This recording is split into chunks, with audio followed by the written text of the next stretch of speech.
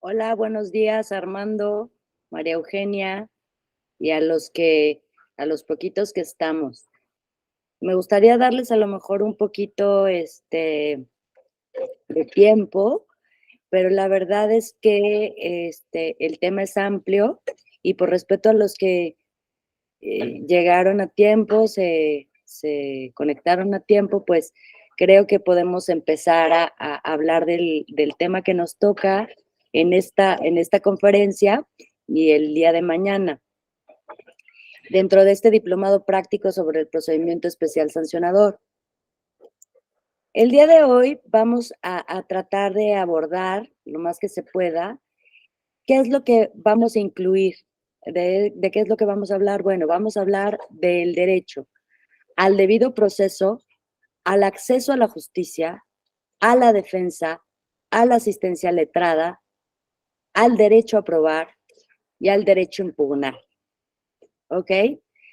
Yo supongo, no lo sé, de los que estamos aquí, si todos los que estamos aquí son abogados o hay alguna persona que no sea abogado, para que yo sepa cómo referirme o cómo, si utilizamos términos un poquito más terrenales. Bueno, pues asumiré que los que estamos aquí somos abogados. Entonces, en este orden de ideas podemos considerar que pues todos tenemos cierta noción de qué nos estamos refiriendo. Lo que va a ser materia de plática del día de hoy, empezaré gracias Armando, gracias, es hablando sobre el debido proceso. Pareciera ser que cuando nos referimos a esto del debido proceso, pues inmediatamente viene a nuestra cabeza toda cuestión en la que esté involucrado una controversia y en la que esté involucradas las autoridades y en la que haya la persecución de un delito, ¿no? En donde nos estén queriendo suprimir en el ejercicio de nuestros derechos derivado de algún acontecimiento. Ahora, en cuanto al debido proceso, primero, antes que nada, debemos decir que tiene una triple dimensión cuando hablamos del debido proceso. Nos podemos referir al debido proceso entendiéndolo como un principio, también como un derecho y una garantía, ¿no? ¿Qué podemos decir respecto a esto? O sea, ¿cómo entender al debido proceso, al derecho al debido proceso legal como un principio? Principio. Es un principio que refiere a un derecho que tiene toda persona para ejercer su defensa, a ser oída con las debidas oportunidades y dentro de un plazo razonable. ¿Por quién? Por la autoridad competente, atendiendo a la materia que se trate. Entendamos que este principio no nada más aplicaría en el orden penal. Este principio aplica respecto de todo nuestro ordenamiento. Sí, sin temor a hacer tal afirmación, lo digo. ¿Y por qué? Porque si estamos diciendo que tiene una triple acepción, como principio es esto, en el sentido de la autoridad competente, presentarnos ante esta autoridad competente, poder ser oídos, poder ser escuchados, poder presentar pruebas, y al reconocimiento o restricción de derechos y obligaciones. A esto se refiere el debido proceso, entendido como un principio, ¿no? Es este principio general de derecho, ¿no? Ahorita dirían, bueno, ¿y qué diferencia puede haber entre un principio y un derecho? ¿Alguien me lo puede decir? En este sentido, hablando del derecho al debido proceso, ¿a qué me estoy refiriendo? Que atendamos que los principios generales del derecho son de aplicación, ¿cómo? General, ¿no? O sea, entendemos que las autoridades tienen que fundar su actuar no solamente en la legislación y en la normativa aplicable.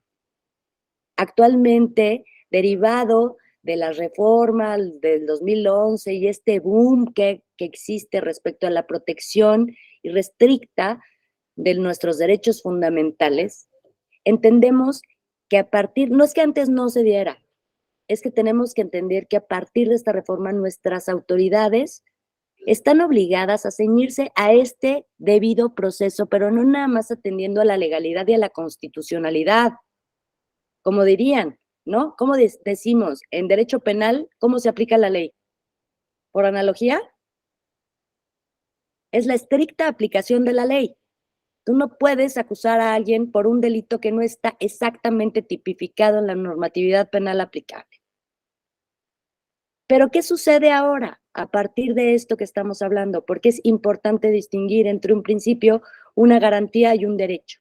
El principio es esto, lo que rige, lo que se refiere al ejercicio que tenemos todos, todas las personas, de poder ejercer nuestra propia defensa, de ser oídos, de ir ante la autoridad competente, y que esa autoridad competente, además, tiene que ceñirse a este principio, no solamente a lo que la ley le establece dentro del procedimiento establecido, sino que actualmente este concepto se amplía mucho más, por lo que hace entender al debido proceso legal como un derecho. ¿Cómo que como un derecho? Es un derecho fundamental de todas las personas, con capacidad jurídica o no capacidad jurídica. Si lo entendemos desde esta perspectiva de un derecho fundamental, entendemos que toda persona tiene derecho a un proceso en el que se respete sus principios, sus garantías, sus derechos, sus libertades, ¿no? Y dada la naturaleza procesal que está consagrada constitucionalmente. ¿Qué estoy afirmando? Sí, este es un derecho fundamental que por el solo hecho de ser personas, detentamos. Me voy a anticipar un poco. ¿Ustedes creen que puede este principio, este derecho, ser sujeto a restricción? ¿Estar limitado? Porque todos entendemos que los derechos fundamentales no es que sean ilimitados, ¿eh? Todos sabemos que existen limitaciones. Entonces, ¿ustedes creen que hablando en particular de este derecho fundamental, puedan aplicarse restricciones al respecto? Sí. Juan Carlos, por favor. ¿Qué tal? Buenas tardes. Buenas tardes. Pues no debería de tener esta restricción, sin embargo las hay. En los casos últimos que ha resuelto la Corte Interamericana en contra del Estado mexicano, se han resuelto precisamente restricciones que se tienen a este derecho al debido proceso legal. En nuestro sistema penal particularmente, podemos hablar que hay dos tipos de debido proceso, ¿no? O sea, prácticamente este del que usted comenta sobre como un derecho fundamental y otro que está reservado a un derecho penal de excepción, que es particularmente, por ejemplo, el que se aplica a delincuencia organizada, aún y en ciertas figuras como el arraigo, la intervención de comunicaciones y demás, que pareciera, o no, bueno, más que parecer, sí se restringe este derecho al debido proceso legal, o sea, pero ahorita, como hemos visto al menos en la figura del arraigo, pues ya se determinó su inconvencionalidad. Sin embargo, fue una práctica constante en el sexenio de 2006 a 2012, principalmente, en los otros también, pero en esa pues fue como una cuestión muy evidente, pero en general si hablamos como teóricamente, considero que al menos los derechos que a su vez constituyen el derecho al debido proceso legal, que es propiamente el acceso a la justicia, el debido proceso en estricto sentido y la tutela judicial efectiva en su conjunto o como esta triada que conforman este derecho al debido proceso legal, no debería tener restricciones porque es la única manera, el debido proceso, de restringir otro tipo de derechos. Es decir, a través de un debido proceso yo voy a determinar si alguien tiene o no una responsabilidad y una consecuencia jurídica para ello y por ende pues una restricción en otro tipo de derechos, como puede ser la libertad, como puede ser a su libertad económica, pues por una afectación patrimonial, ya sea con una multa, una sanción económica, pero en ese sentido terminaré mi participación. Muchas gracias. Muchas gracias, Juan Carlos. Muy enriquecedora tu participación. Voy a escuchar a Omar y ahorita vamos a aterrizar estas participaciones. Omar, por favor. Sí, gracias. Pues justo lo que usted comentaba, ¿no? O sea, está restringido desde el momento en que está regulado, por ejemplo. O sea, decimos que la vida es el único derecho absoluto porque la vida es el único derecho que no está propiamente regulado. Entonces, al momento de que se regula, necesariamente se restringe. Eso es una especie, sí, y es cuando hablamos de si es un derecho o terminaría siendo una garantía, ¿no? O sea, estas son las distinciones importantes que tenemos que aterrizar. Por eso, en esta dinámica, a mí me pareció conveniente hacer estas distinciones para que todos los que estamos presentes entendamos cómo lo entendemos como este principio, cómo es este derecho fundamental en donde, como bien lo dicen, ¿no? Sí, sí, tiene restricciones. ¿Cuál? Al operar este derecho, ¿qué va a suceder? Se van a establecer restricciones a los derechos existentes y obligaciones, ¿no? O sea, no es que podamos decir, ay, sí, súper amplio. Esto es por cuanto hace estos temas. Si recordamos y hacemos un poquito una pauta, nos detenemos un segundo, ¿alguien sabe por qué se dio o cuál fue el caso que aconteció para que se reformara el artículo primero constitucional en el año de 2011? ¿Alguien sabe en qué radicó el caso Radilla Pacheco? Por el cual México fue condenado internacionalmente. Si no lo recuerdan, voy a hacer un ligero esbozo de qué fue lo que sucedió, porque es muy atinente al tema del debido proceso legal. Radilla Pacheco fueron una serie de impugnaciones que, ¿por qué se dan? Radilla viaja en un camión con su hijo. Militares lo bajan del camión, se lo llevan.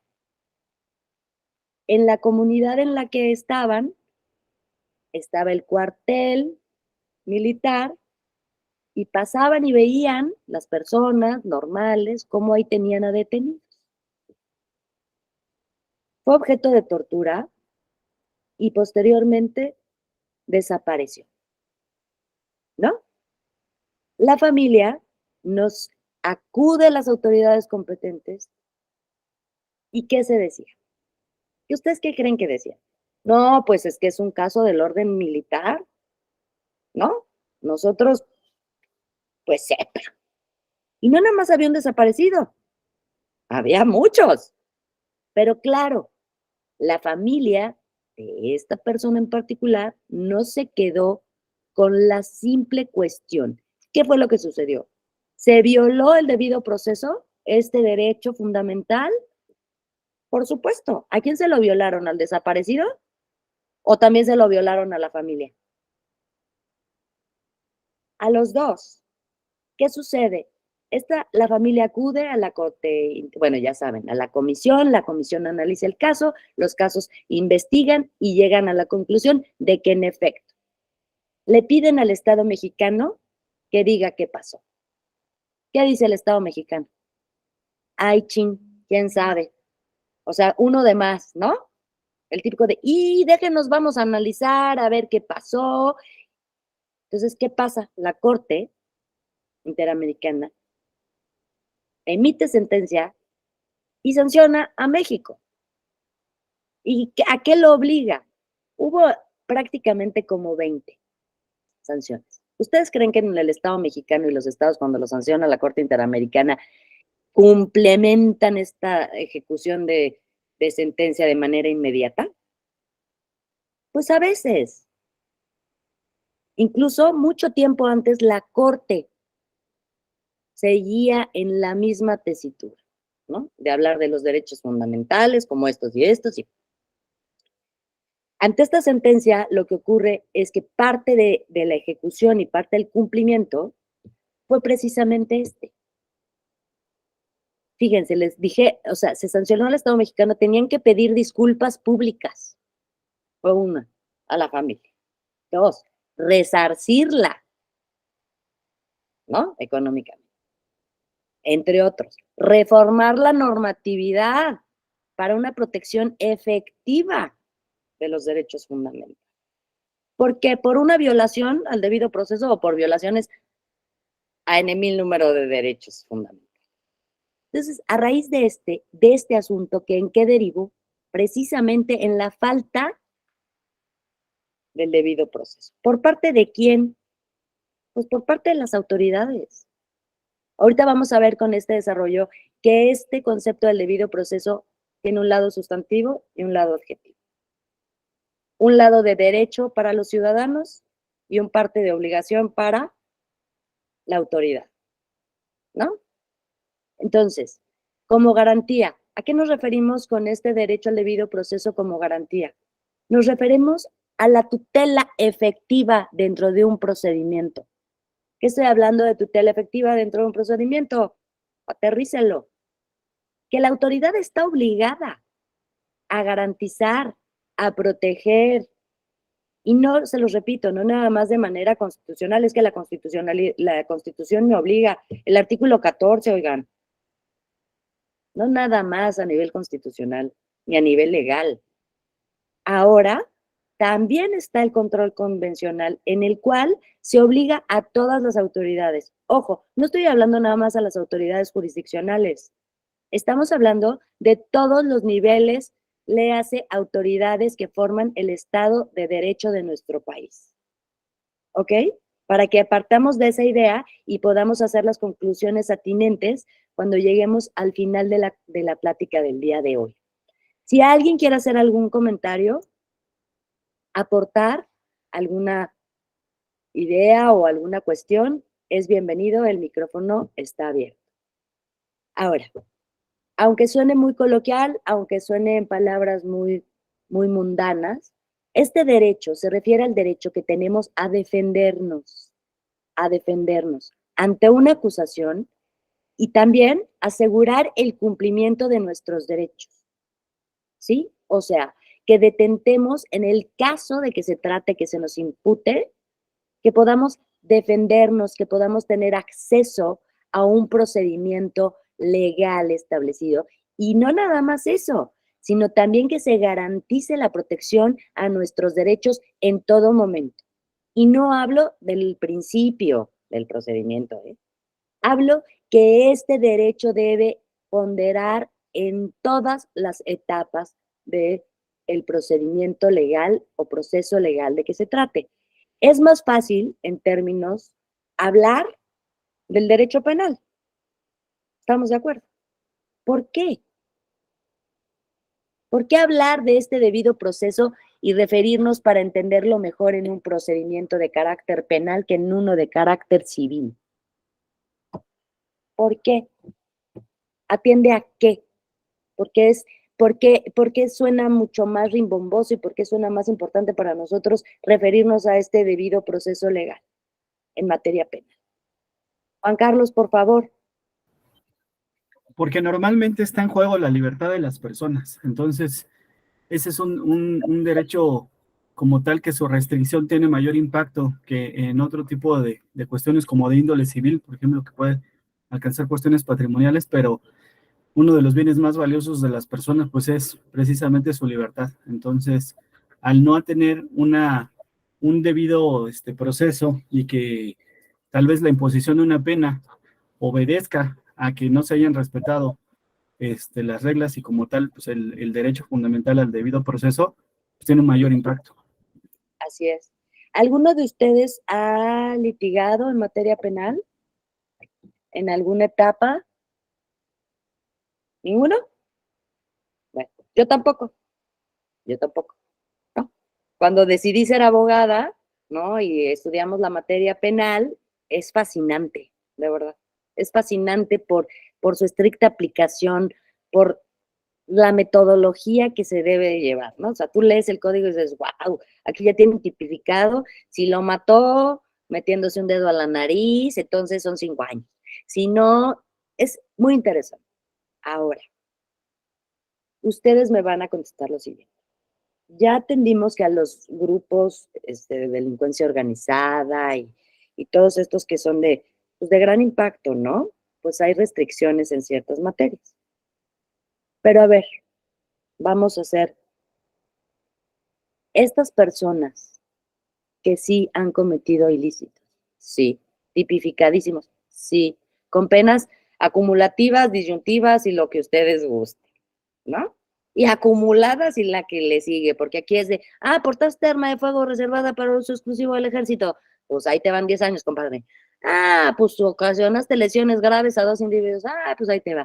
Y te escabechaste a 3 en el camino, no, pues ahí te va la conmutación de la pena, pues a 150 años. Pues eso es, ¿no? Pero estas personas tienen derecho al debido proceso legal. Estas personas tienen derecho al acceso a la justicia. Me dirán, ¿cuál justicia? Si justicia es pasárselos a llevar y encerrarlos de por vida por todas las delincuenciadas que hacen. Sí. Acuérdense que también existimos como sociedad, como ciudadanos. Y a pesar de lo que pueda hacer cualquier persona, un jefe, el Chapo, buscadísimo, ya lo tienen ahí bien preso, ¿no? Pero para que este procedimiento, fíjense la importancia y la dualidad de este derecho. Si al Chapo, durante el proceso, se le hubieran violentado sus derechos o el procedimiento no se hubiera llevado a cabo de acuerdo al debido proceso legal, ¿qué hubiera pasado? Sale, no lo podrían, se impugna, apelas y adiós, ¿no? Oiga, pero se ha escapado 8 veces de todos los reclusorios que tenemos en la República. Pues te da igual. ¿Por qué? Como lo dije desde un principio, no solamente es el detentador del derecho, también paralelamente existe la obligación por parte de las autoridades del Estado ¿de qué? De cumplimentarlo, de respetar los derechos de la persona que se trate. ¿Qué pasa si se rompe esta cadena? Podríamos dejarlo afuera otra vez. Entonces, además, no solamente es que yo les hable ahorita del derecho al debido proceso legal y digamos, bueno, este ya es punto y aparte. Entonces, al ratito vamos a hablar del acceso a la justicia y al ratito vamos a hablar del derecho a la defensa. ¿Ustedes creen que los derechos no estén vinculados, intercomunicados, que la afectación de un derecho es correspondiente a la vulneración de otro? Pues sí, eso es. No podemos hablar y desprendernos de una idea y aplicarla de manera única y exclusivamente por lo que se trata. Tenemos que entender este término para entender su correlación en el ejercicio de derechos fundamentales de los que vamos a hablar en estas clases y su correspondiente obligación por parte del Estado mexicano. Ahora bien, la Suprema Corte de Justicia, al respecto, señala o establece que el debido proceso se refiere al conjunto, fíjense, como ya la Corte no está hablando ahorita de un derecho fundamental. La Corte se está refiriendo al conjunto de requisitos que deben observarse en las instancias procesales. ¿Con qué finalidad? Con la que las personas estén en condiciones de defenderse adecuadamente, de defender sus derechos ante cualquier acto de autoridad que pueda afectarlos. Si se dan cuenta en esta conceptualización que hace la Suprema Corte, la Corte empieza hablando del conjunto de requisitos. La Corte no empieza hablando de que sea un derecho fundamental, como yo les dije ahorita. Está hablando de un conjunto de requisitos. Entonces, esta acepción o esta conceptualización de la Corte en un primer momento, ¿a qué nos haría referencia? ¿A un principio, a un derecho o a una garantía? Este primer pedacito de la conceptualización. ¿Hablamos del derecho como tal? ¿O hablamos de un principio? ¿O hablamos de la garantía de establecerse un conjunto de requisitos? que deben observarse en las instancias procesales. ¿Y cuál es la finalidad? Estamos hablando de una garantía. Por eso les dije desde que empezamos, debemos distinguir principio, derecho y garantía. Entonces, en esta definición de la Corte comienza señalando al debido proceso a este derecho como un conjunto de requisitos que deben revestir todas las instancias procesales. Eso sí, ¿qué finalidad persiguen? De acuerdo a nuestro artículo primero. Darle el derecho, es decir, el derecho, vigilar el derecho fundamental y el principio, porque aquí ya se mezclan los dos, el principio y el derecho, a que las personas se puedan defender, puedan ejercer sus derechos durante todo el proceso. ¿Me explicó? O ya hice toda una malteada tremenda. Bueno, es que me dice Omar, no, pero bueno, a lo que me quiero referir es que entendámoslo dentro de su tridimensión, como un principio, como un derecho y como una garantía. Esta excepción que hace la Suprema Corte atiende a la garantía que debe dar el Estado y las autoridades mexicanas en los procedimientos, en las instancias procesales. ¿Con qué finalidad? Con preservar el principio y el derecho que tenemos todas las personas a llevar un debido proceso en el cual seamos escuchados, nos podamos defender nuestros derechos y la correlativa obligación de las autoridades de respetar y hacer prevalecer estos derechos. Así como de esto la consecuencia sea generar, evidentemente, obligaciones y limitación a los propios derechos, ¿no? Porque en el caso penal, volvemos. Si alguien mata a otra persona, en lo que sea, legítima defensa, ya no me voy a poner belicosa a decir que llegó y la mató con todas las ganas de matar, ¿no? La maté sin querer. ¿Va a haber una limitación necesaria a mis derechos? No voy a decir a cuál, porque a lo mejor sí se comprueba que no la maté queriendo y todo, y a lo mejor no termino yo entambada. ¿Pero va a haber limitación a alguno de mis derechos?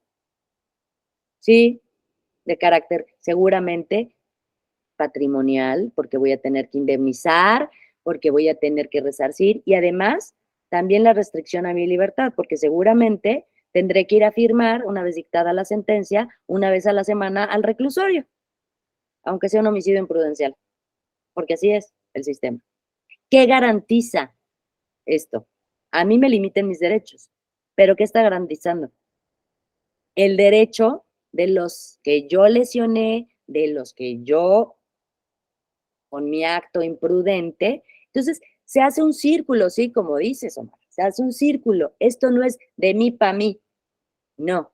Aquí hay limitación a unos derechos, limitación a los derechos del otro.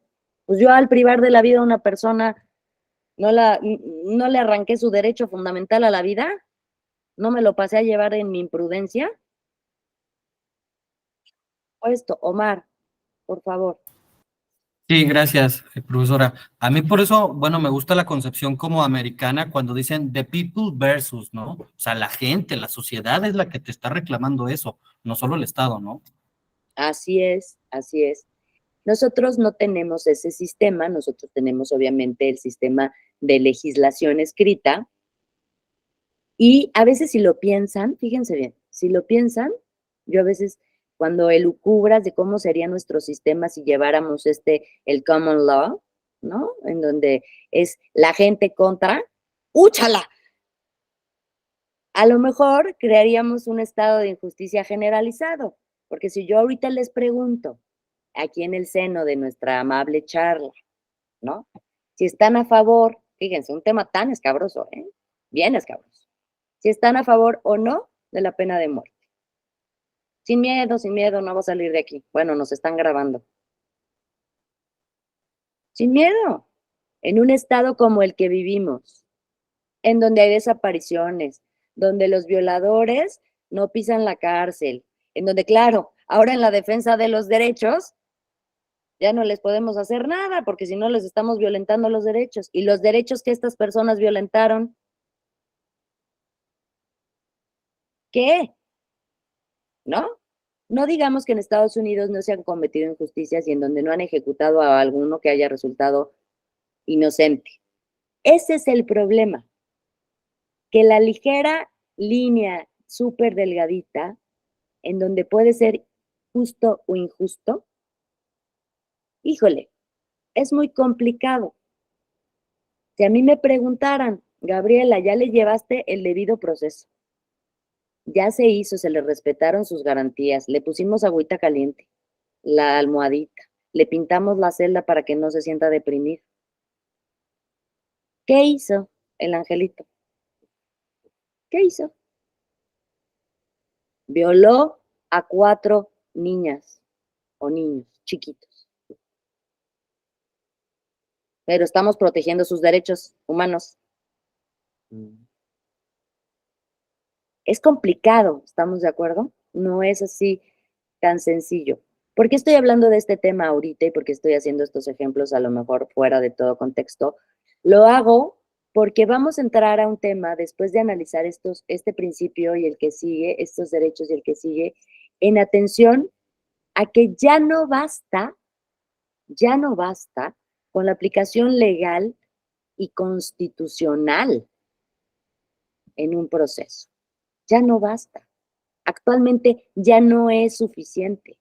Actualmente ya tenemos aplicaciones paralelas. ¿Cuáles son estas aplicaciones de justicia paralela? En donde ponderan las autoridades. ¿Por qué? Pues porque el artículo 1 las obliga a llevar este control de la convencionalidad. Entonces, paralela al Código Penal, paralelo al Código de Procedimientos Penales, ¿qué hay? Un titipuchal de convenios internacionales en materia de enduropeorreo, que si la protección de la no sé qué, que, perdón, y estamos obligados como autoridades a verlo y a preverlo. Sí estamos obligados. Entonces, nos damos cuenta de que no son simples conceptualizaciones así de, bueno, ya me sé la teoría, entonces ya lo aplicamos en la práctica. No, vuelvo a repetir, aunque suene redundante, volvemos a decir que es nuestro ejercicio, nuestra defensa, hacer oídos. Aparte, otro titipuchal de precedentes internacionales. Exacto, pero no los voy a enumerar aquí porque pues, me van a decir su clase es nada más dar estos derechos, no ponerse a lucubrar sobre todas las convenciones internacionales que México ha suscribido y que hay que, vete tú a saber si las cumple, ¿verdad? Porque esa es otra cosa, que si bien hemos dado pasos, que nos podemos sentir orgullosos, pues les vuelvo a decir que se vuelve un terreno como arenoso, para lo cual es necesario que tengamos bien establecido como juzgadores, porque ahorita estamos hablando en este sentido, estamos hablando como abogados, no como ciudadanos, de qué nos podemos nosotros asir para poder cumplimentar con este debido proceso legal. Empezamos, como les digo, hablando de esta materia, que es la materia pues, que era más fácil, porque es la más fácil de ejemplificar, que es la materia penal. Entonces, el derecho de toda persona a un proceso legal en el que se respeten los principios y garantías de naturaleza procesal consagrados constitucionalmente, ¿qué debe de tener? La imparcialidad del juez. ¿Completa? Ahora podemos hablar de que existe una imparcialidad, como nos las enseñaron cuando fuimos a la universidad. ¿Las autoridades son completamente imparciales? Ya no. ¿Por qué? Porque si somos completamente imparciales en un procedimiento penal, ¿qué pasa? Si aplicamos estrictamente lo que nos señala nuestra legislación penal, ¿qué podría pasar? A ver, permítanme un momento, por favor. Perdón, es urgente. Perdón. Ahorita te lo mando. Perdón. Entonces, perdón, en este orden de ideas, ¿no? Ay, perdón, discúlpenme. No acostumbro a hacer esto, pero sí era una urgencia. Permítanme. A ver. Ahí está. Ya. Disculpe. Bueno. Entonces, en este orden de ideas estamos hablando de si actualmente podemos hablar sobre lo que nos enseñaron de que los jueces tienen que ser imparciales. La aplicación de la justicia debe ser imparcial. ¿La justicia penal es igualitaria o es justa? No me hagas esos ojos, Omar, por favor, no me hagas esos ojos. Juan, tampoco.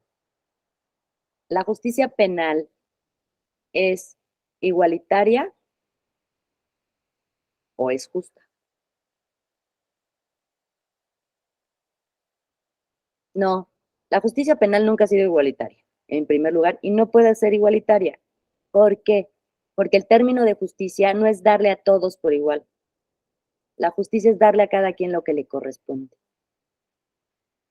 ¿Se acuerdan de la definición de Ulpiano, no? La constante y perpetua voluntad de darle a cada quien lo que le corresponde. ¿Y que a todos nos corresponde por igual? ¿Nos van a aplicar la justicia por igual a todos? No, por supuesto que no. Pero si el derecho penal es de estricta aplicación, ¿no? ¿O no nos enseñaron que el derecho penal es de estricta aplicación?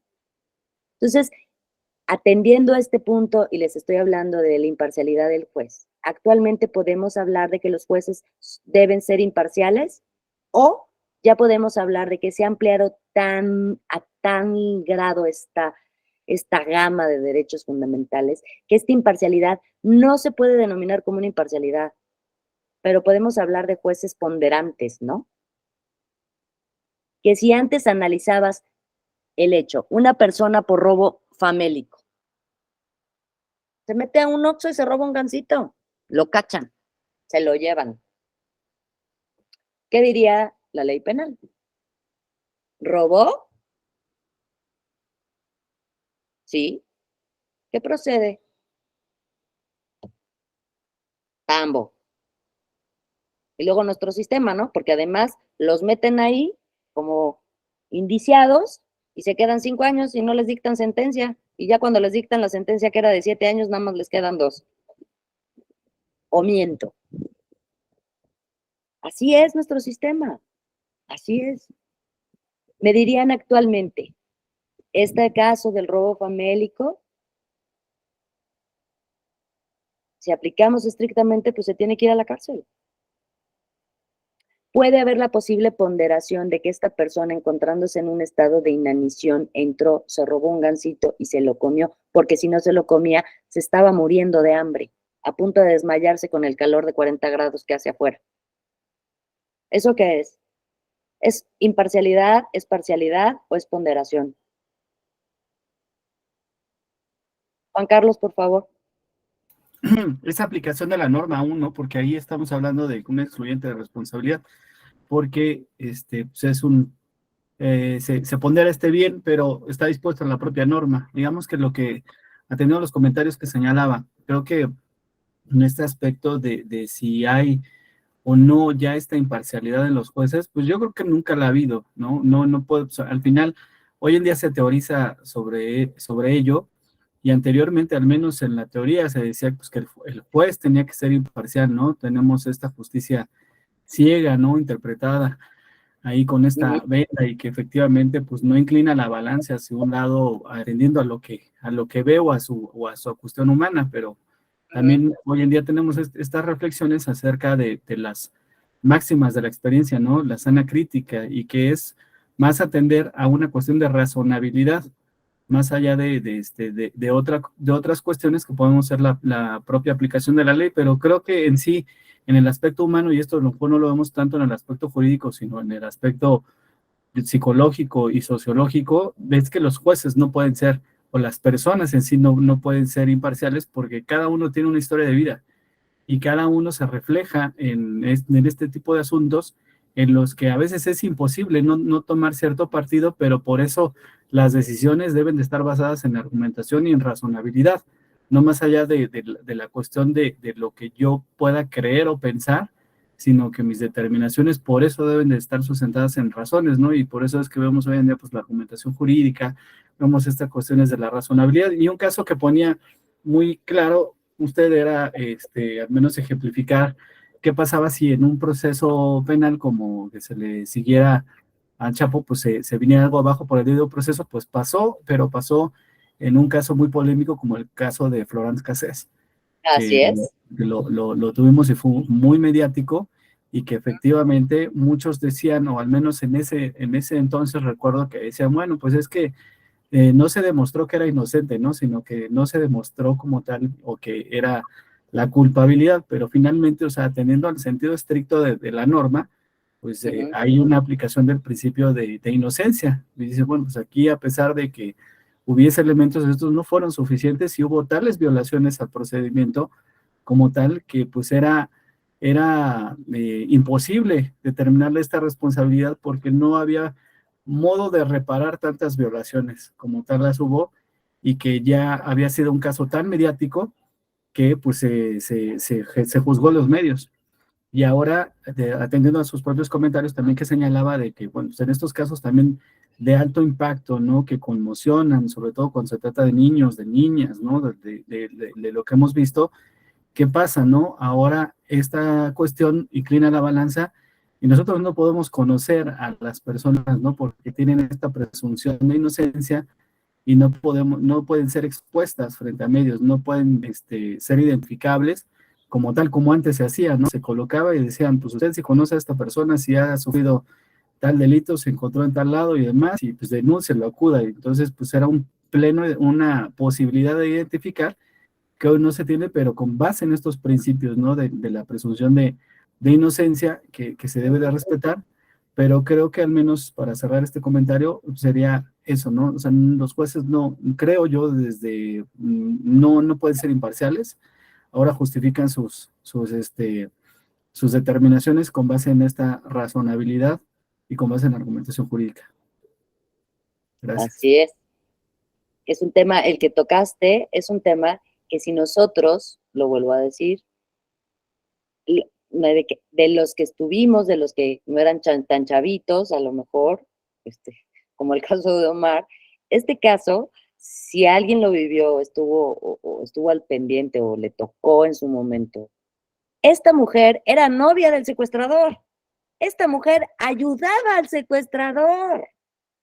La identificaron los que salieron con vida. ¿Qué más prueba querían? Ah, no participó. Es que yo solo era la novia y a mí me tocaba estar 2 que 3 nochecitas ahí viendo pelis, y yo ni me di cuenta que tenía ahí unos encerrados. Bueno, yo pensé que eran sus primos y los trataba mal. ¿Perdón? Ustedes, este caso fue mediático, pero quieren que les diga la verdad. Este caso fue de carácter político completamente. No fue mediático ni fue nada. Fue porque el gobierno francés le pidió al gobierno mexicano que no la entambara. Esa es la realidad.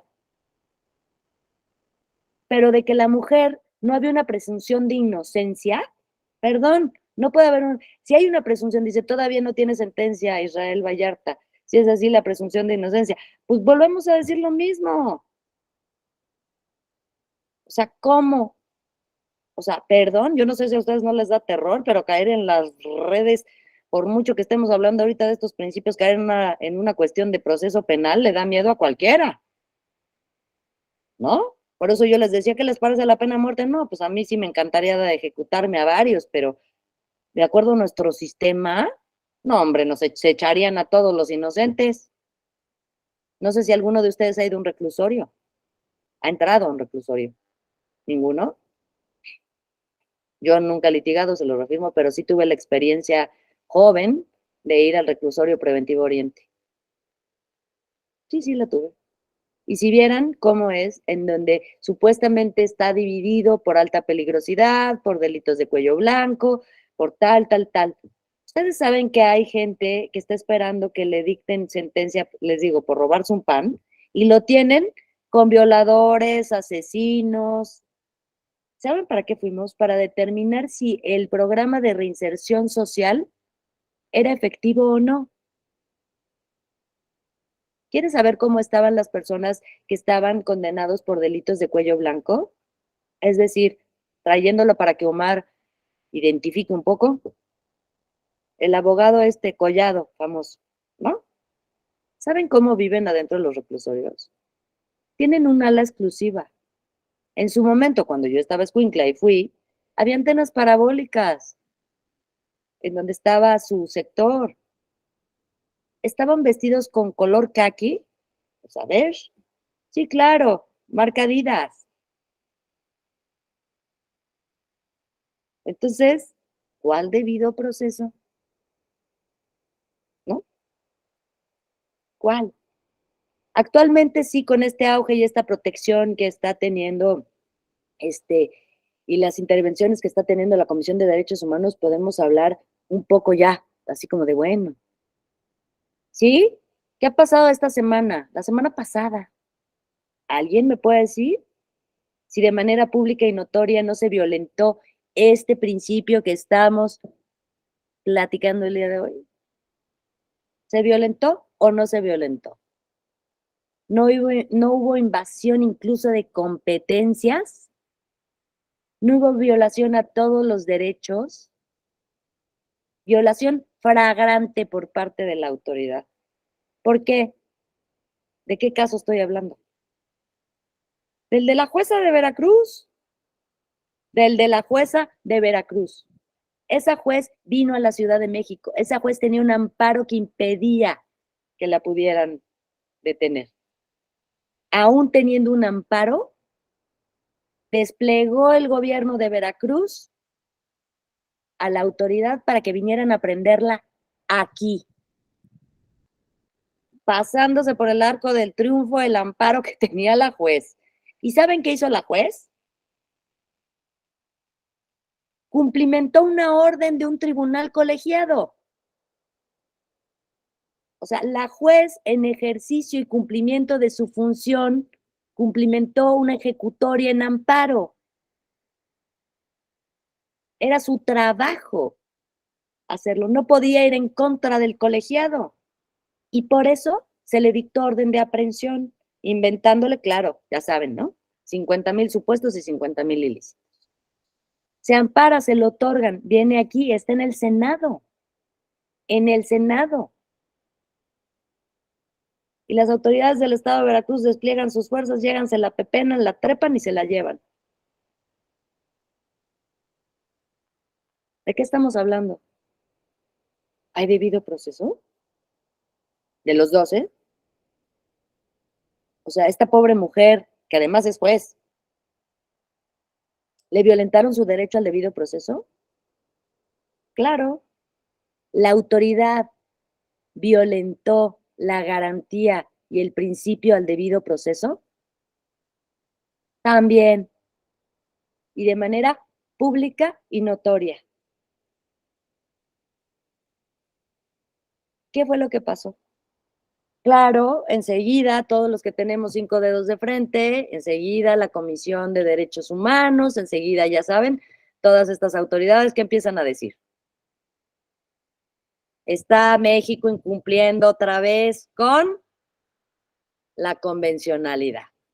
Bueno, pero ya no nos vamos a enfrascar en esto y voy a seguir hablando un poco de lo que nos trae el día de hoy. El artículo 14 de la Constitución Política establece, le otorga a los gobernados la seguridad jurídica de que ante cualquier acto privativo de derechos, fíjense, no estoy hablando de libertad, privativo de derechos, tiene el derecho fundamental al debido proceso. ¿Qué es lo que hemos estado diciendo? A este conjunto de actuaciones por parte de la autoridad que está obligada a garantizar los derechos de la persona. ¿Sí o no? Se establece este principio, este derecho, se protege constitucionalmente en el artículo 14. Como se los dije al principio, este derecho, este principio rige a todo procedimiento jurisdiccional. A todo procedimiento jurisdiccional. Otorga a los gobernados la posibilidad de una oportuna y adecuada defensa. ¿Para qué? Respecto al procedimiento que se haya instaurado en su contra, para hacer proteger sus derechos. Y que también a la inversa hace. Evita que las autoridades incurran en arbitrariedades. Bueno, en la teoría, como decía Juan Carlos, ¿no? Digo, hay casos como el que les acabo de comentar, que todo lo que les estoy diciendo lo está tumbando, ¿no? Porque no se respetó en este caso. Pero son los postulados que abrazan, que envuelven este derecho, este principio y esta garantía. Se establece, nadie puede ser privado de la libertad o de sus propiedades, posesiones o derechos, sino mediante un juicio seguido ante los tribunales previamente establecidos. Tenemos el fundamento, tenemos la distinción de principio, de derecho, de garantía, tenemos el entendido de que cuando nos referimos al debido proceso legal, no nada más nos lo entendemos como un derecho fundamental de las personas, sino también como la garantía que las autoridades deben extender respecto de su actuar. Están obligadas. ¿Ok? Hasta este punto, ¿alguien quiere hacer algún comentario? ¿Tiene alguna duda? ¿O no? Mire, dice, el artículo 14 señala, nadie puede ser privado de la libertad de sus propiedades, posesiones, derechos, sino mediante juicio seguido ante las autoridades o tribunales previamente establecidos, en los que se cumplan las formalidades esenciales del procedimiento y conforme a las leyes expedidas con anterioridad al hecho. ¿Así o más claro? ¿Está establecido todo como se debe regular en el artículo 14 de la Constitución? Sí, por supuesto que sí. El artículo 16 de la Constitución Política también establece que nadie puede ser molestado en su persona, familia, domicilio, papeles, posesiones, sino mediante virtud de un mandamiento escrito de la autoridad competente, en el cual esta autoridad funde y motive la causa del procedimiento de que se trate. Cuando digo que la autoridad debe fundar y motivar en su escrito la causa legal del procedimiento, ¿a qué me estoy refiriendo?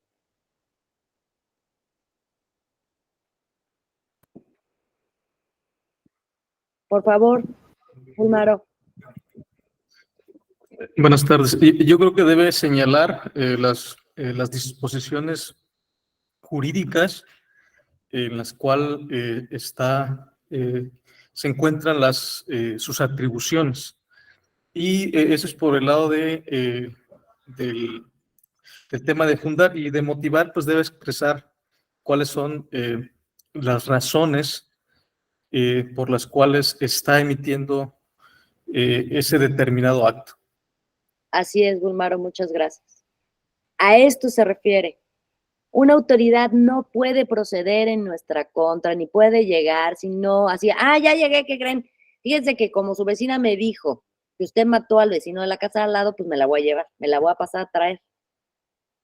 No.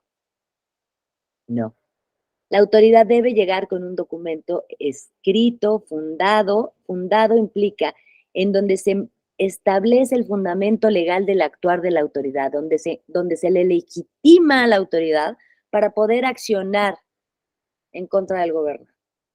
La motivación son esos razonamientos en donde la autoridad de que se trate va a fundar su actuar, va a motivar su actuar, disculpen. Ya lo fundamenta y se legitima en la legislación normativa aplicada, en la normativa aplicada.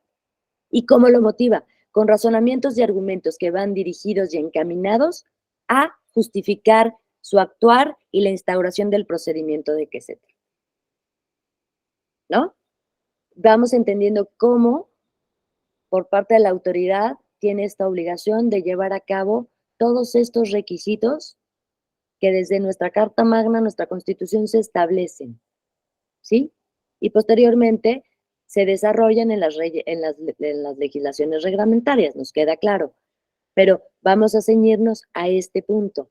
Nuestra Constitución, nuestra Carta Magna señala, ¿no? Ahora bien, como les decía, este debido proceso tiene una dimensión vinculante, jurídicamente para la autoridad, la vincula, exige como garantía la existencia, la suficiencia y la eficiencia de un sistema judicial y procesal idóneo para garantizar el derecho al debido proceso y al acceso a la justicia.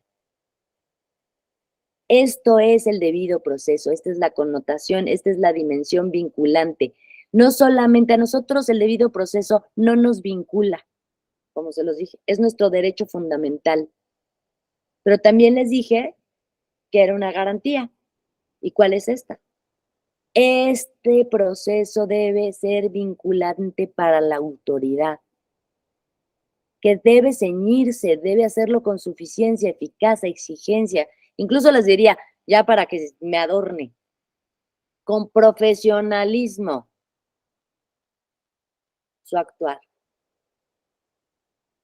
La Corte Interamericana de Derechos Humanos refiere en su disposición o artículo 25, refiere que la disposición respecto al debido proceso legal atiende al derecho, dice esta disposición sobre el derecho a un recurso efectivo ante los jueces o tribunales nacionales competentes.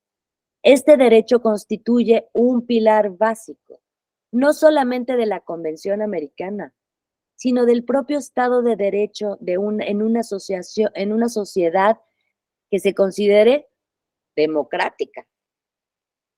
Ahora, no me voy a meter a cuestiones de política porque estamos viendo otra cosa. Nuestro sistema de gobierno es democrático. Dice Omar, sí, ¿por qué? Porque lo dice la Constitución, que estamos constituidos como una república democrática representativa federal. Nuestro Estado mexicano cumple con los elementos básicos que debe reunir toda democracia. No, y se los digo de una vez, no. ¿Nuestro país ha vivido en una democracia? ¿Podemos decir que México conoce lo que es la democracia? O, Ulmaro, por favor.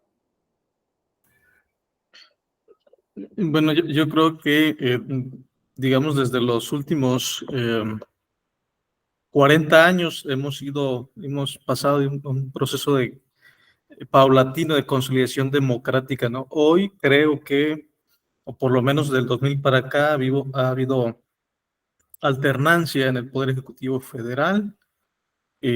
Contamos con una institución o con autoridades electorales sólidas, ¿no? Como el INE, como el tribunal.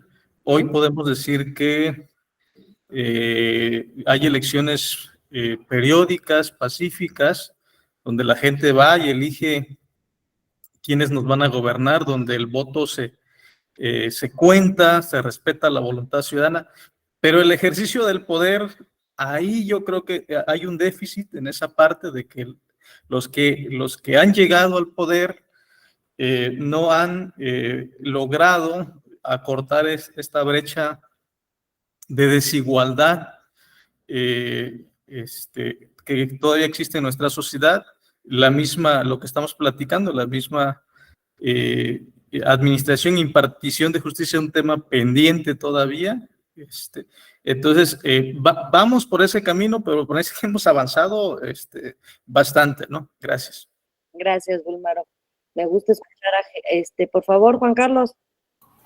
Gracias. Creo que en este aspecto coincido que es que depende de la perspectiva, porque si hablamos de una democracia como tal de índole de alternancia política o político-electoral, pues sí hemos tenido este tipo de democracia. Sin embargo, o sea, si lo vemos desde una perspectiva social como la democracia social, evidentemente estos alcances de desigualdad, estos abismos que existen en nuestra sociedad, impiden como tal que sea esta democracia político-electoral íntegra. ¿Por qué? Porque efectivamente se ha dado una alternancia en el poder, hay posibilidades de participación, pero tan solo los datos y las estadísticas arrojan, pues, quiénes son los que generalmente participan en las elecciones, ¿no? Y tenemos un padrón electoral y una lista nominal enorme, y en cada elección vemos cómo pues el gran ganador pues es el abstencionismo, ¿no? Y esto se debe a muchas razones, desde aquellas que de manera deliberada deciden no acudir a votar, como aquellos que como tal pues, no tienen este interés o esta capacidad o posibilidad de hacerlo, por desinformación, porque pues están en estas condiciones de desigualdad imposibilitadas también de realizarlo, o porque su día a día tampoco les permite estar en este tipo de ejercicios, porque pues buscan la manera de subsistir y de tener pues las condiciones de vida que normalmente se les posibilitan. En ese sentido, creo que también hay un autor, ¿no?, que se llama Robert Dahl, que ha señalado, más allá de los términos de democracia, la poliarquía, y dice él que en este aspecto pues se deben de considerar esta posibilidad, ¿no? Esta condición de igualdad, pero entendida de posibilidades reales para que la persona, tanto su esfera de acción individual o colectiva, pueda tener una efectividad en cuanto a la alternativa que él prefiera, es decir, medios reales a su alcance, como ahorita lo estamos viendo en el debido proceso, ¿no? ¿Qué debe de haber? Un proceso efectivo, un recurso efectivo, ¿y qué debo de tener por un recurso efectivo? Y ahorita en el caso que estaba colocando con la jueza de Veracruz, ¿no? Dices, bueno, ¿se harán o no estas violaciones? Sí, efectivamente se dan estas violaciones. ¿Qué es lo que debe de garantizar el Estado? Que haya medios para atacar este tipo de violaciones y que no posibiliten que ella esté privada de su libertad cuando es evidente que hay violaciones en la forma en que se le ha iniciado un procedimiento o que se le está llevando.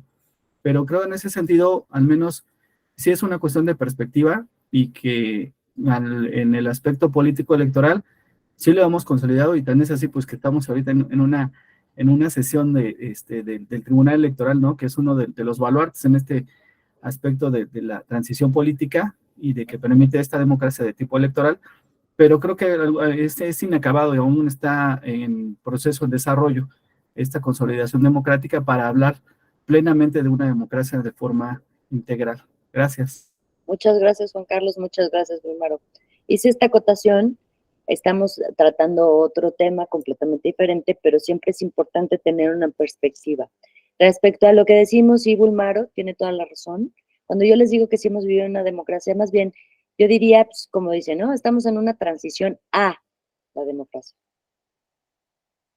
¿no?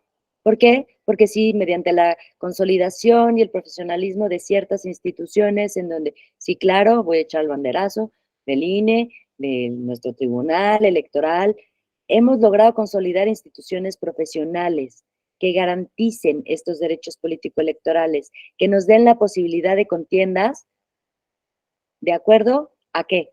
A lo que estamos hablando ahorita, ¿no? Con un procedimiento, ¿cómo? Legal, transparente, profesional. Las autoridades son las que forman nuestro Estado de Derecho, son parte toral de nuestro Estado de Derecho.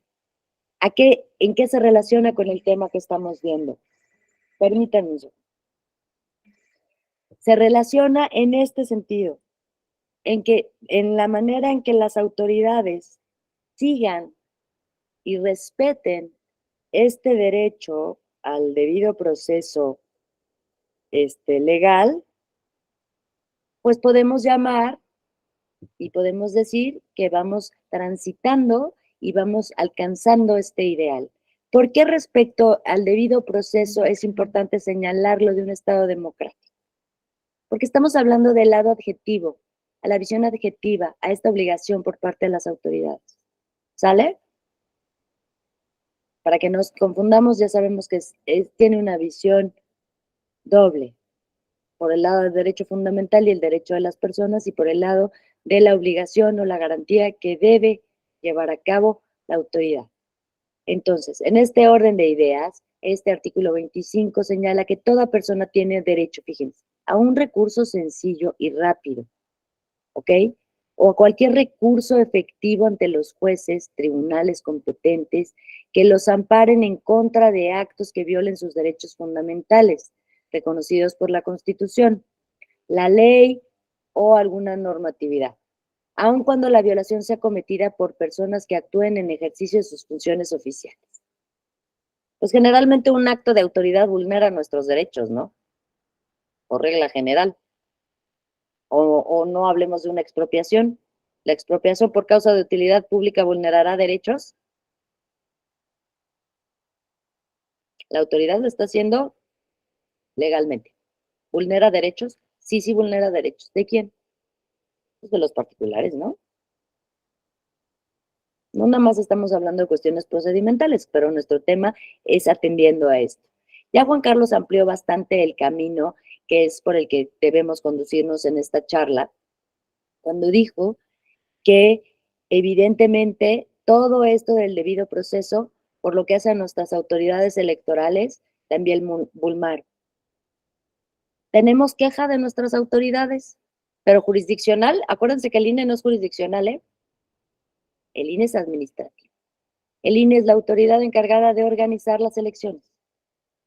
Aquí la autoridad jurisdiccional es el Tribunal Electoral. El actuar del Tribunal Electoral se debe ceñir a este debido proceso. Sí. ¿Lo ha hecho? Sí. Tal lo ha hecho que luego, paralelamente ha utilizado mecanismos alternos de administración de justicia para poder solucionar todas aquellas controversias que se suscitan, que ni siquiera están reguladas por la ley, para dar ¿qué? Certeza, y 2, garantía y protección ¿a qué? A los derechos que han sido vulnerados en materia político-electoral, por supuesto, ¿no? O sea, estamos hablando de eso. Pero fíjense qué chistoso, hablamos de un Estado democrático y hace poco querían reformar al tribunal y quitarle atribuciones y que el tribunal se ciñera única y exclusivamente a la legalidad. O sea, pues vámonos para atrás otra vez, ¿no? ¿Para qué nos está dando esta amable charla, licenciado? ¿No? ¿Para qué nos sirve si nos regresamos para atrás? Pero bueno, no hablemos de lo que no pasó, pero para que nos demos cuenta en dónde estamos parados. Dice, este mismo artículo 25 de la Convención señala que los estados parte, o sea, le hace México, se comprometen, 1, a garantizar que la autoridad competente prevista por el sistema legal del Estado decidirá sobre los derechos de las personas que se interpongan en el recurso. Se compromete a desarrollar las posibilidades de un recurso judicial y garantizar el cumplimiento por las autoridades competentes de toda decisión en que se haya estimado procedente el recurso. ¿No nos sancionaría la Corte Interamericana cuando vieran lo que pasó con la jueza que una vez dictada la protección federal en amparo para suspender un acto de autoridad que resultaba violatorio de los derechos de la jueza, se lo saltaron y la prendieron? Pues sí, ¿no? Aquí está diciendo que la autoridad se obliga a garantizar, en México es parte de esta convención, ¿eh? Híjole, parece ser que a ciertos gobernantes les vale 3 cacahuates las convenciones, ¿verdad? Pues ese es un caso de violación y no solamente de violación al derecho, sino al procedimiento, a la ley y a qué se les ocurre, a lo que quieran, completamente arbitrario. Ahora, como lo mencioné con anterioridad, el debido proceso se refiere a 3 dimensiones, hablándolo como derecho, ¿ok? 1, fuera del procedimiento jurisdiccional, o sea, de que estemos metidos en un procedimiento, es un derecho fundamental sustantivo de carácter público, ¿ok? ¿Por qué es público?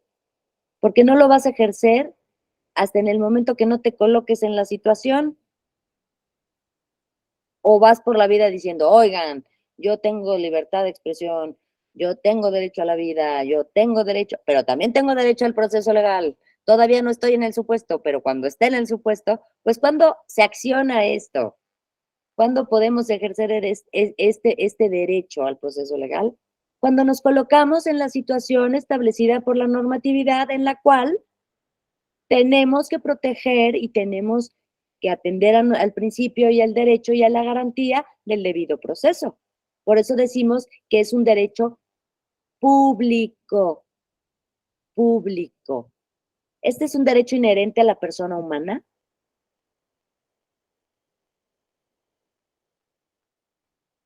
Podemos decir, sí, que todos los seres humanos tenemos este derecho, pero podemos hablar que puede estar dentro de los derechos, del derecho a la vida, a la libertad.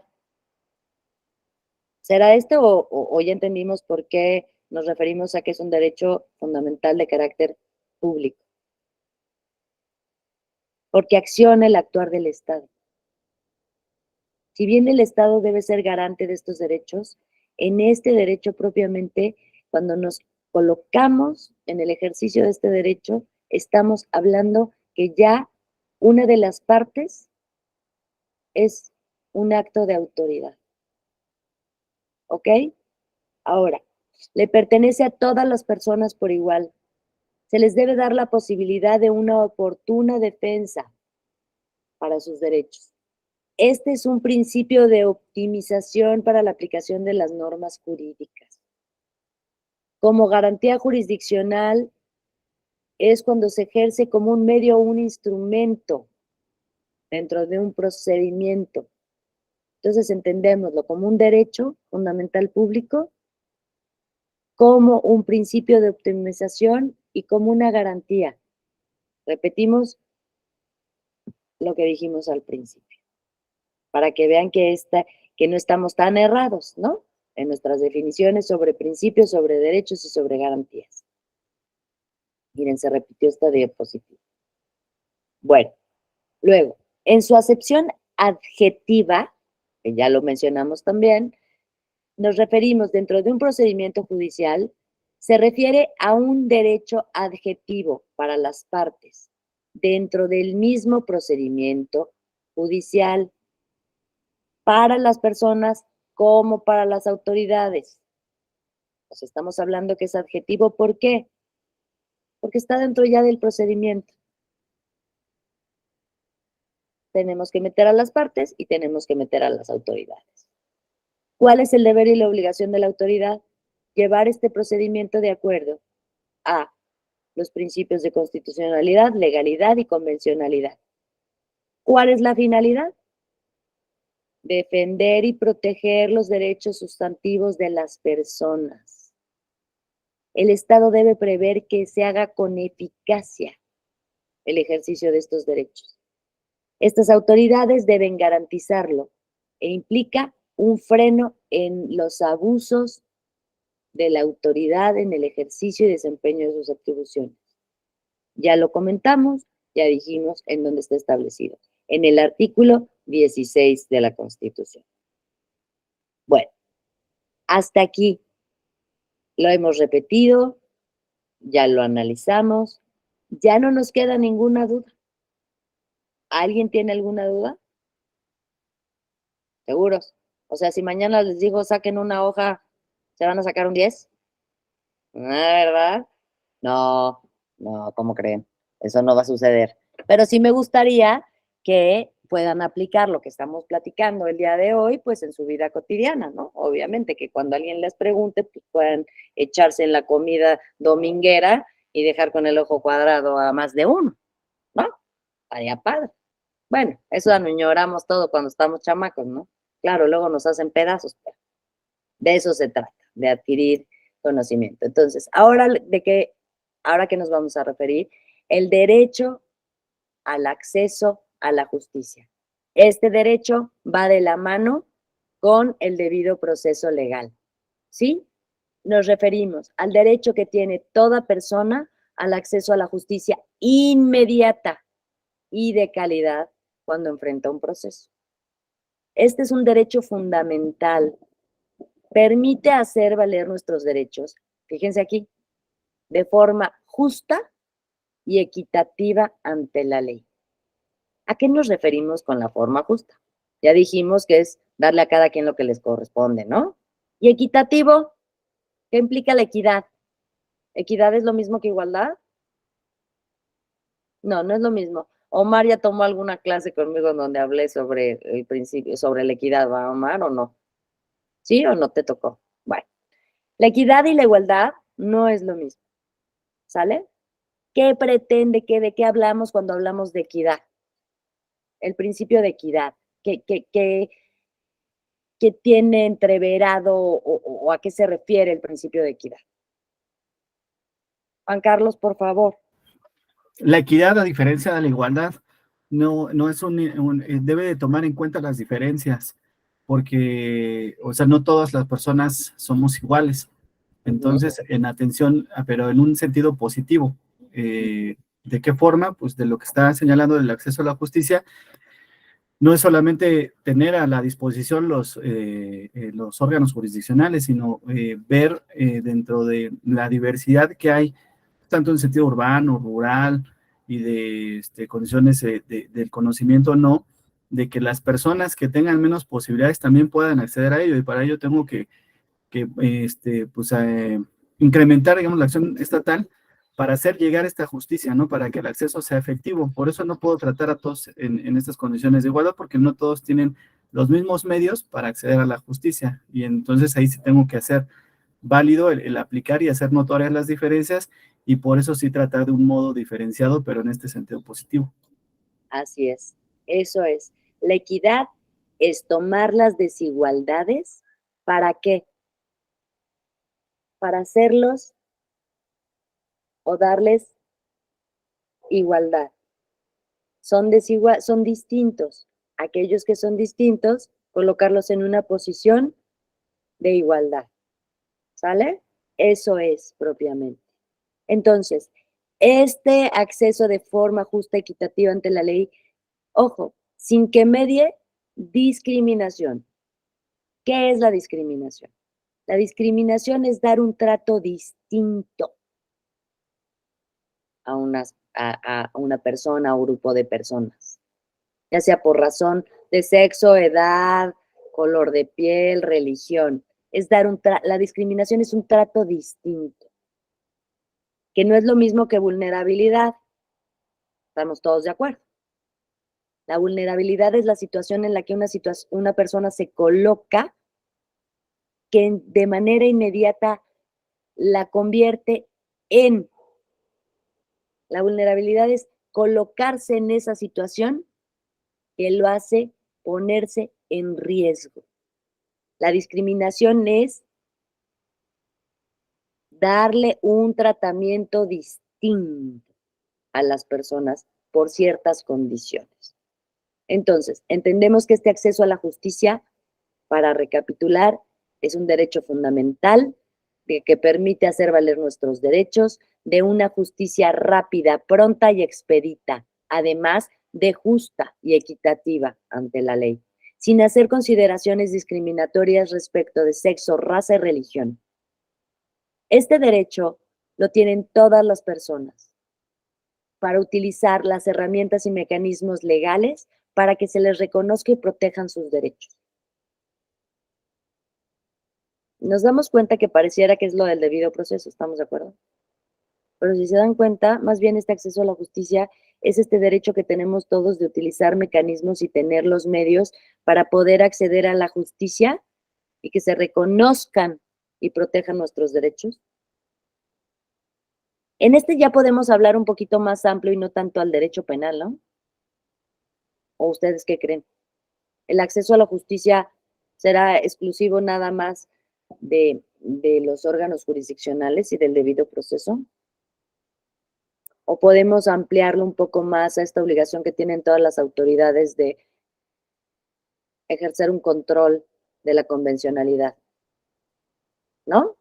Sí, un poco, ¿no? O yo estoy medio confundidona. Podemos hablar de qué son estos mecanismos, herramientas, mecanismos legales para que se les reconozcan y protejan sus derechos, a que se reconozcan. A ver, les voy a poner un ejemplo. A ver ustedes qué opinan. ¿Ustedes se acuerdan que hace como un año empezó a sacar el SAT esta cuestión de la constancia de situación fiscal? ¿Se acuerdan? Que luego nos parecía medio ridícula porque decía, bueno, ¿para qué quieres mi constancia de situación fiscal y que te la dé cada trámite que voy a hacer? Si bien que te presento mis declaraciones, tengo mi RFC, ¿no? y basta con que se metan a la página del SAT para saber si soy deudora o no soy deudora. Creerán que a cierto núcleo de nuestra población, para poder llevar a cabo el ejercicio de ciertos derechos, como el acceso al Instituto Mexicano del Seguro Social, a una clínica, para trabajar incluso en fábricas en donde les pagan una monserga, que ni siquiera son sujetos de declaración de impuestos. Porque estamos de acuerdo que todos aquellos los que trabajamos nos damos de alta cuando cumplimos 18 años en Hacienda, nos sentimos bien importantes y después nos arrepentimos de haber nacido, ¿no? Pues en su momento cuando sacamos nuestro RFC, bueno, íbamos casi aquí con nuestro. ¿Pueden creer que a las personas que no, por el importe de sus salarios, no son sujetas del pago de ciertos impuestos, se les pida por la Secretaría de Hacienda y Crédito Público la emisión de una constancia de situación fiscal? ¿No es como absurdo? No saben ni qué es. Y lo digo porque hace poco me pasó aquí en su casa, ¿no? Que llegó el jardinero y me dice, oiga, ¿usted sabe lo que es este papelito? Y yo, ¿y tú como para qué lo quieres? No, es que fíjese que para entrar al fraccionamiento me piden esto. ¿A qué viene a colación con lo que estamos hablando del derecho a la justicia? Pues no estamos diciendo que son mecanismos que debemos utilizar las personas, herramientas legales para que se nos reconozcan y nos protejan nuestros derechos. ¿Por qué la imposición de esto? ¿Ustedes creen que estas personas que llegan a las oficinas del SAT y les dicen, a ver, sí, regístrense con su registro federal de contribuyentes? Oigan, no tengo. No, pues a la cola. Allá ves a colototota, son todos los que no tienen. ¿Qué pueden decir estas personas?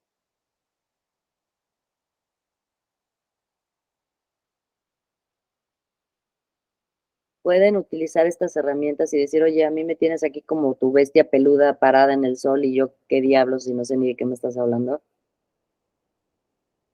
¿Quién los defiende? Yo estoy haciendo un ejemplo muy tonto porque puse lo de Hacienda, pero es una forma de decir que este derecho a acceso a la justicia pareciera que todos tenemos muy claro que son estos mecanismos en donde nosotros acudimos a la autoridad y tenemos derecho a que se nos proteja y a que tengamos una justicia pronta, rápida y expedita. Y se nos proteja y no se nos discrimine. Oigan, ¿y ustedes creen que suceda? Hay que preguntarle a los grupos de vulnerabilidad, ¿no? Que son 14, ¿eh? No vayan a pensar que son poquitos. Y los que se van sumando. ¿Entenderán esto? ¿Sabrán? Sí, sí saben. ¿Saben qué es lo que están exigiendo todos estos grupos de vulnerabilidad? Precisamente esto, este derecho, el acceso a la justicia, el acceso a mecanismos, a herramientas, para que les sean reconocidos y sean protegidos sus derechos. Exactamente esto. Díganme un ejemplo de algún grupo que esté en plena lucha porque sean reconocidos y protegidos sus derechos, en donde se establezcan mecanismos y herramientas para que acudan y digan, hola, y que las autoridades respondan de manera eficaz y oportuna. ¿Qué grupo? Hasta hoy también les voy a decir, en materia religiosa, en las noticias salió que el Papa está estableciendo unos lineamientos para determinar la forma en donde cómo se puede incluir a un grupo determinado de vulnerabilidad en los esquemas de la religión. ¿Qué grupo creen que sea?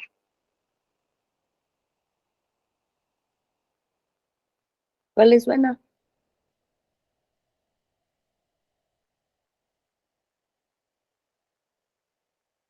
La comunidad. Exactamente, Omar. Exactamente. La comunidad LGTBTT más.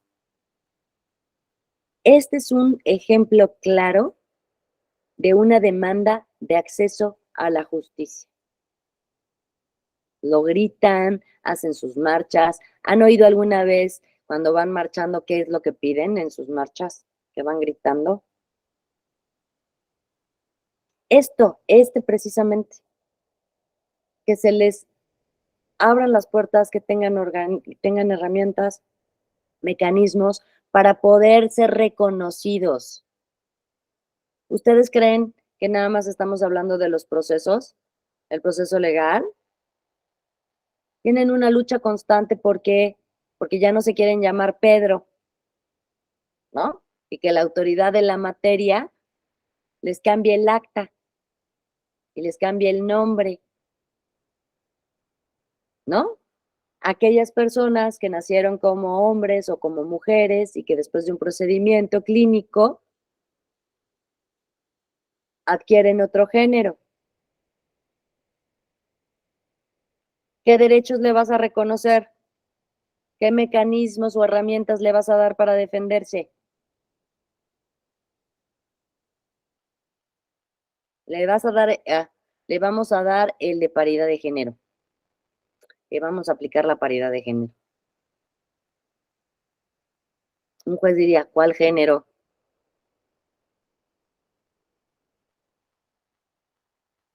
¿Cuáles son los géneros? ¿Hombre o mujer? Cuando hablamos violencia política por razón de género, ¿a qué nos estamos refiriendo?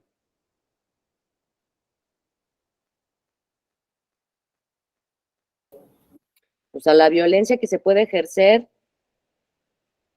ahorita está muy en auge, obviamente, las mujeres, ¿no? Porque son el blanco que se ha manifestado, pero también hay violencia política de género hacia los hombres, ¿o no? ¿O es exclusivo del género femenino? No, ¿verdad? Estamos refiriéndonos que este principio es aplicable a ambos géneros, ¿no? Cuando hablamos de la paridad de género, ¿hablamos única y exclusivamente por lo que hace a las mujeres o también hablamos de paridad respecto a los hombres?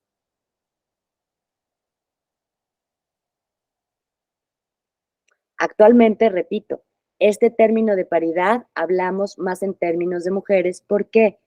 Porque hasta hace poco tiempo nuestros mecanismos, nuestras herramientas legales se referían o nada más incluían a los hombres.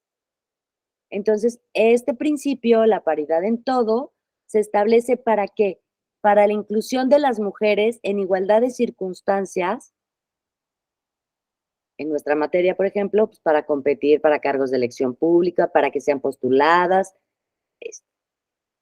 Hace poco tuve una conferencia en donde uno de los compañeros, hablando de estos temas, me decía, licenciada, pues es que ya hemos llegado a tanto que si viera cómo está integrado el Instituto Electoral del Estado de México, yo no soy del Estado de México. Y le dije, no, pues cuéntanos cómo está integrado el Estado de México, el Instituto Electoral, porque hablábamos de que el INE es la autoridad que ahora elige a los consejeros que integran los soples, ¿no? Mediante un procedimiento de convocatoria, selección, etcétera. Y me decía, oiga, pero pues es que aquí ya el instituto imagínense, son 4 mujeres y un hombre. Y llevan así ya un chorro de años. ¿Qué contestarían ustedes? No, pues mijo, difícil, ¿no? Porque ahorita es el boom, es la era de la paridad de género respecto a las mujeres. Pero ya me estoy desviando del tema, al tema que nos trata ahorita. Lo que estoy hablando de estas herramientas y estos mecanismos legales. Juan Carlos, por favor. Del tema que está comentando, creo que la paridad en sí, al menos en el ámbito electoral, es un piso, ¿no? Es sobre el cual partir. O sea, bueno, obviamente es alcanzar ese nivel, pero esta integración en donde hay más mujeres no se puede ver como, al menos en estricto sentido, podríamos pensar que nada más tiene que ser paridad en estos términos de igualdad, pero como hay una desigualdad estructural e histórica en relación con las mujeres en la ocupación de cargos políticos y de elección popular y demás, en todos los cargos públicos, ahorita que se pueden integrar con mayor número de mujeres, no quiere decir que como tal eso esté violentando la paridad, porque precisamente lo que se trata es de que la base sea esa, pero si se integran con más mujeres, eso no viola los derechos de los hombres como tal, ¿no? Para integrar órganos de representación, órganos de elección popular o cualquier cargo público, porque efectivamente estamos tratando de revertir esa historia de desigualdad estructural y por eso el ejemplo que pone, pues no podría ser clasificado o al menos señalado como una disparidad en esta cuestión y que está revirtiendo y que ahora se está violentando el derecho de los hombres. Así es. No, yo lo comentaba en términos generales. A partir de que se establezca ya esta línea en donde ya se equiparen y estemos en un equilibrio, yo lo que decía es que estos principios de los que estamos hablando no son única y exclusivamente para un género.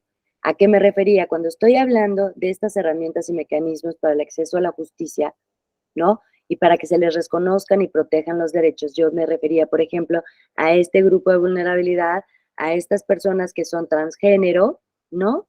En donde, ¿qué buscan? ¿Qué piden a gritos en sus manifestaciones? Pues precisamente esto, que se les dote de mecanismos, de herramientas legales para poder ser reconocidos y que sus derechos sean protegidos, ¿sí? Entonces, hablaba para dar un ejemplo, o hablo para dar un ejemplo de un grupo en donde, en cuanto a este tema que nos toca, que es el acceso a la justicia, precisamente eso es lo que está ponderando. Que se creen mecanismos o herramientas para que sean reconocidos y para que sus derechos sean protegidos.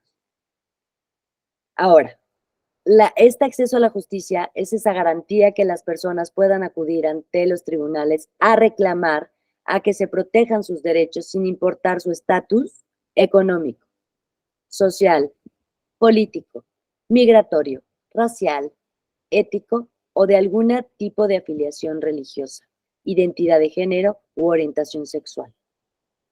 Se refiere a que todas las personas tenemos derecho a exigir el acceso a la justicia. La falta del acceso a la justicia afecta particularmente, como lo dije, a los grupos desventajados social y económicamente. Ahorita hice referencia, fíjense, a las personas de la comunidad de LGBTT+. ¿Ustedes creen que la justicia que pueda o el derecho que puede ejercer una persona indígena es igual al que puede ejercer cualquiera de nosotros? ¿O es muchísimo más complicado para este grupo el acceso a esta justicia pronta, rápida y expedita? ¿Qué pasa con las personas en situación de calle? ¿Hablamos que tienen acceso a la justicia? No, no tienen. Perdón, ya no digamos, les falta un chorro de cosas, unos derechos previos mucho más importantes que este. Pero ¿ustedes creen que nuestro sistema reconozca sus derechos fundamentales y que las autoridades de nuestro país los traten de acuerdo a este derecho?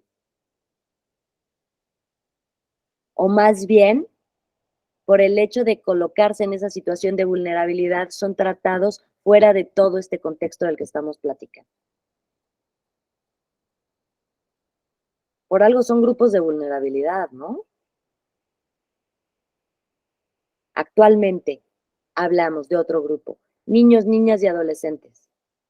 ¿Tendrán este derecho a pesar de no tener capacidad jurídica de obrar?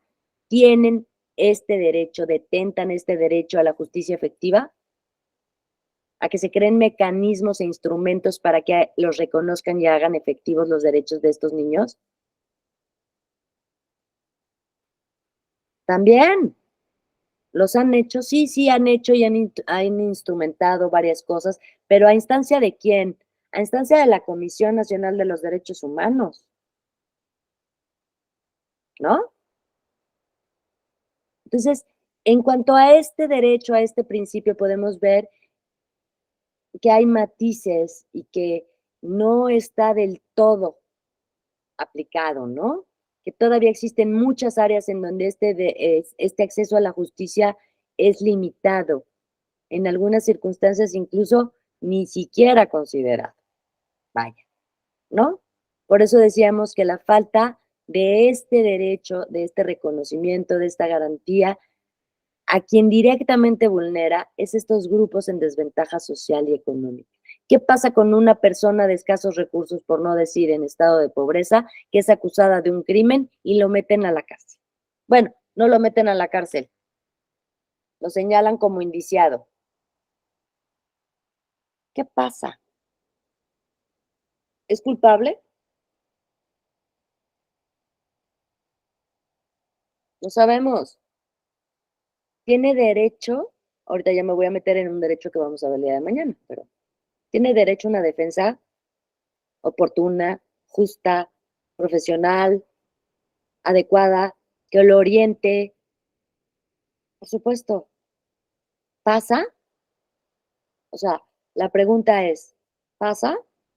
¿Existen? Sí, me dirían, hay muchos despachos de defensoría gratuita, ¿ok? Lo hacen por amor al arte. No dudo que los haya y que exista gente que se dedica precisamente a la defensoría de estos grupos. No lo dudo, ¿eh? Pero ¿quién debería defender? ¿Quién debería tener una defensoría? Que sí lo hay. ¿Funciona? ¿Quién debería garantizar el acceso al derecho a la justicia? ¿El propio particular? ¿O más bien debería ser una garantía que el Estado otorgue en protección de nuestros derechos fundamentales? Como en Estados Unidos. ¿En Estados Unidos lo hay? Estas defensorías públicas. Si no tiene usted un abogado, se lo asigna al Estado. No vemos en todas las películas que vemos que no quiero un abogado. No, sí, mándeme un abogado. Y le mandan el abogado y el abogado de verdad hace todo lo necesario para sacar al monito. Oiga, ¿qué hizo usted? No, yo me escabeché como un chorro de cristianos. Cuénteme la verdad. ¿No han visto en las películas que se sientan así en los separos y dicen, pero me tiene que decir usted toda la verdad? Lo hay en nuestro país. La gente trabaja de gratis, va 50 veces al reclusorio a ver a una pobre persona que no le va a poder pagar ni con elotes.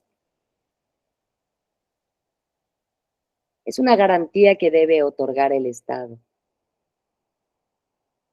Así debe ser. Como personas debemos conocer nuestros derechos y el funcionamiento de los procesos legales. Digo, esto ya es demasiado pedir, pero deberíamos de, ¿no? Todos tenemos derecho a recibir asesoría y orientación legal correcta y accesible para todos. Los procesos deben ser justos, equitativos y atender a las necesidades de las personas. Fíjense, ya pasamos a otro término. Atender a las necesidades de las personas.